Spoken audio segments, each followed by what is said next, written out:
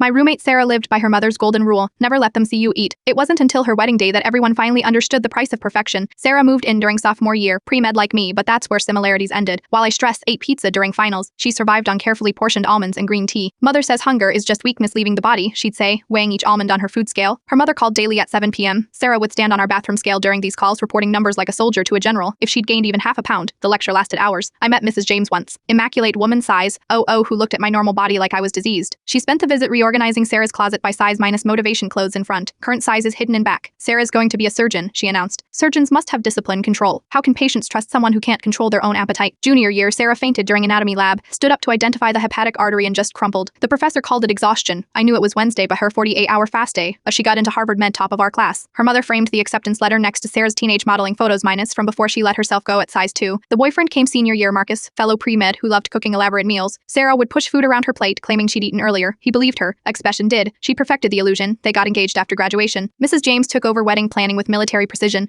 Dress fittings became weigh-ins. Guest lists were evaluated by BMI. The wedding diet started a year out, minus 800 calories max, no exceptions. Sarah asked me to be a bridesmaid. I watched her disappear, pound by pound. Watched her hair thin, her period stop, her hands shake during rounds. But she smiled in every fitting photo, each one smaller than the last. The week before the wedding, she called me crying. The size 0 dress was loose. Her mother was ecstatic. Finally, you look like a James woman. Sarah looked ethereal in the way dying things do, minus translucent, otherworldly barely. There, her collarbones cast shadows, her rings slid off her fingers, but the photos would be perfect. During the reception, her mother gave a toast, talked about discipline, about achievement, about raising a daughter who never settled for less than perfection. The crowd applauded. Then Sarah stood up to respond and fainted again, not gracefully, this time hard. But the ground before anyone could catch her. The ambulance arrived during the father-daughter dance. EMs worked while 200 guests watched in designer shoes. Her heart rate was 38. Her blood pressure barely registered. Marcus rode with her wedding dress cut open to attach monitors. Her mother worried about the photographer catching unflattering angles. Sarah spent her honeymoon in cardiac SFU refeeding syndrome, the doctor said. Her body had been eating itself for so long, actual food became poison. Mrs. James visited once, complained about the wedding vendor refunds, said Sarah had embarrassed the family. All that work wasted. Sarah's in recovery now. Real recovery, not the kind where you just gain enough weight to fool doctors. She hasn't spoken to her mother in 6 months. She sent me a photo last week, minus her and Marcus at a pizza place, both laughing, sauce on her chin. First time anyone seen me eat in 15 years, she wrote. Her mother posts old wedding prep photos on Facebook.